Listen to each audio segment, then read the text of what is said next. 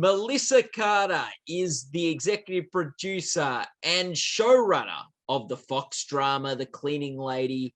I'm Matt Noble of Gold Derby, and I wanted to start off, Melissa, by asking you, what was the messiest thing about making this show? The messiest thing about making The Cleaning Lady was probably we had to do it at the beginning of COVID. So the entire production was really formed by whether we could shoot or not. So 2 days before we were to shoot the pilot originally 2 years ago, we literally shut down production. We stopped 2 days before we were supposed to go into production. So, but that in a weird way was a gift because it gave us a whole year to work on the pilot and really make sure that we knew where the season was going. And we recast a few roles. We had people fall out. We found Elodie Yung in that process. So it really was a gift. Mm. And like spending so long thinking about the pilot and sort of reflecting on that, what like from that process, that time sort of came from that and stood out to you as sort of the most important thing about the show and about what you were trying to do with that story? Well, so Michael Offer is the director, a fellow Australian. Oh, very nice. And so he stayed with us in the development process that whole year that we were with Miranda Kwok, Michael and I, really honing down the pilot, trying to make sure that it was tight, that we weren't shooting anything that was going to wind up on the cutting room floor, and really just thinking about all the themes that we wanted to tell. Like we really wanted to have this exciting crime drama, but use it as a Trojan horse to deliver really important messages about immigration, about what it's like to be an undocumented worker, how people take advantage of that, and really doing this sort of origin story of this hero in this world of crime who is doing anything she can do to save her son. So it really just gave us a chance to hone in on the characters and the themes and really give us time to decide, because I think a lot of times the process of television, you get the pickup and you literally have 6 weeks before you go into production. It's such a fast process that you don't really have time to think about what is the tone, what is the look of the show, what messages am I trying to get across? You just kind of, you're shot out of a cannon, you quickly make the pilot. But because we were allowed more time, we really were able to hone in on the show that we wanted to make. Mm. And as you say, the show touches on themes of immigration, also themes of healthcare, and like there's just a whole lot of things. How did you sort of approach sort of wanting to comment and have these stories touch on real life issues that affect people from like day to day in America, even though maybe some of the scenarios are not everyday situations for many Americans? Yeah, I mean, the way we think about The Cleaning Lady is that it's pushed reality, but grounded characters. So we wanted to take the audience through this journey of maybe snippets they've seen on the news, when the unprecedented roundup of immigrants at the border and build the wall and all the political rhetoric that we were hearing on the news on a nightly basis and seeing kids in cages. We really wanted to take what people were digesting in the news and not really understanding it, and really take the audience through a journey where you're in the character's shoes. You're really imagining what it's like to have your rights taken away, to be thrown in a cage, to not know what's going to happen to your family. The shock with the detention center episode, the ICE raid episode that we did in 5, was really to take the audience through that journey so you really cared about the characters at that point, and you really got to see what that journey is like. It's just going to work and suddenly you're arrested, you can't make a call to your kids, your children don't know where you are. So really having that visceral, taking the audience on a visceral journey so that they could feel what that is and not just kind of distance themselves from it with a news snippet or a political slogan, but what that actually feels like. Yeah, and like by telling the story of an sort of undocumented worker in Thony, there's a lot of like power that she doesn't have, and there's a lot of there's people who are have different interests that are using their position of power above her to get ahead. But she's a very powerful character in the same sense. How did you guys approach that idea of sort of power and agency from the perspective of characters who are quite vulnerable and don't have maybe the same rights or same opportunities as other people in the show? Right. Well, before I came aboard, Miranda Kwok, she went up for the assignment. It was an open writing assignment at Warner Brothers. It was based on an Argentinian format called The Cleaning Lady. But in her version, she wanted to make her that she was a doctor in her home country, in the way that so many immigrants come to America and they can't, their degrees and their experience don't translate. So as a surgeon, we wanted to show that she'd been a cleaning lady for 8 months because she needed to stay in this country, make money in hopes to get medical care for her son, but that her power and her agency, she's a surgeon in her home country, and she's used to making decisions and being powerful, and the Hippocratic oath, do no harm. So we wanted all those elements of her as a surgeon to translate into her life here in America, even though she's working as a cleaning woman. We also wanted to show that she stands up for what's right. So if her boss Alonzo is telling workers that he's not going to pay them or exploiting them, she stands up and is the voice of people that maybe can't speak up for themselves, because she uses that agency as a surgeon. She uses that power. We also wanted to show that as a cleaning woman, she sort of has this cloak of invisibility that she's often, people who are cleaning people, and I just started noticing it when you go to hotels or restaurants, people don't make eye contact with people who are janitors or cleaning people. They just kind of treat them like an invisible entity. So we really wanted to give voice and vision and agency to a whole group of people that no matter what race you are, they're like the unseen. And so we really wanted to also highlight how domestic workers, it's a job that is needed. It's something that we all need to respect and look at people as human beings instead of just the uniform that they put on. So we really were playing with a lot of things that, in a way, Thony is a superhero who, with her cloak of invisibility as a cleaning woman, can kind of get into places. That's why it melded so well with crime, but also it's a voiceless group, and that she's always trying to speak up for what's right.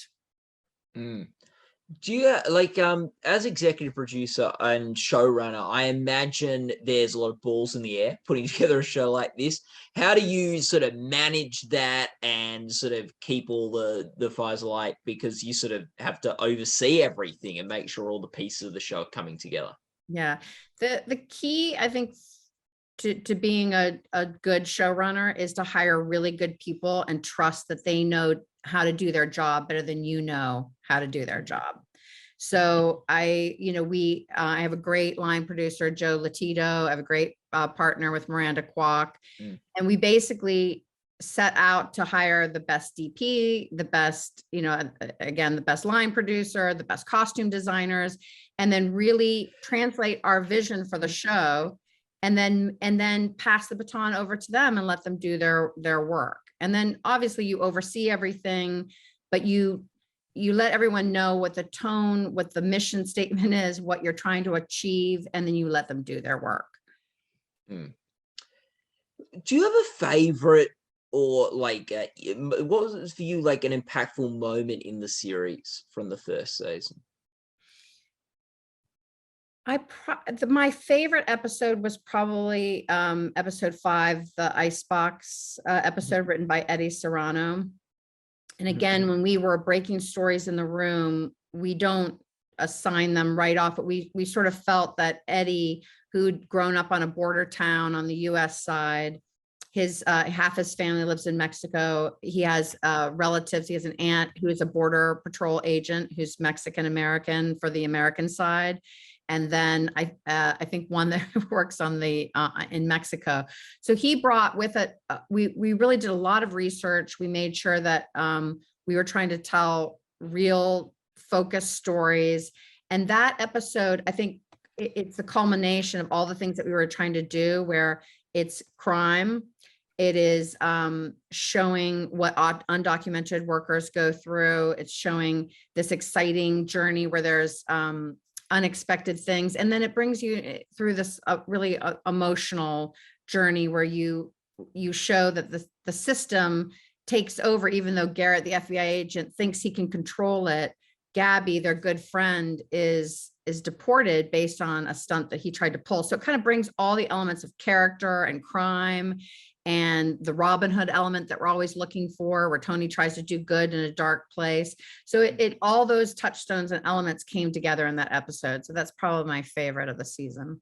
And you were credited with writing 2 of the episodes. The second episode, the Lion's Den, and the penultimate episode, Coming Home Again. When you're approaching the writing process of the show, what's sort of the most important thing for you guys in the writers' room to get right? Yeah, we actually do have 5 touchstones that we try to make sure, and not every element is in every episode, but we have Thony is a Robin Hood figure, because she knows she has to do all of these dark, horrible things that she wouldn't morally agree to save her son. She tries to shine a light in a dark world. So she's a Robin Hood. There's a Robin Hood element. There is the crime element, which is the surprising, and it's sort of the plot story engine for a lot of the things that she has to clean up. Cleaning episode, we always want a fun signatory cleaning montage, which we have in each episode. The undocumented worker aspect, and then the family is the core element. The core drive for her in season 1 is she's a mother who would do anything to save her son.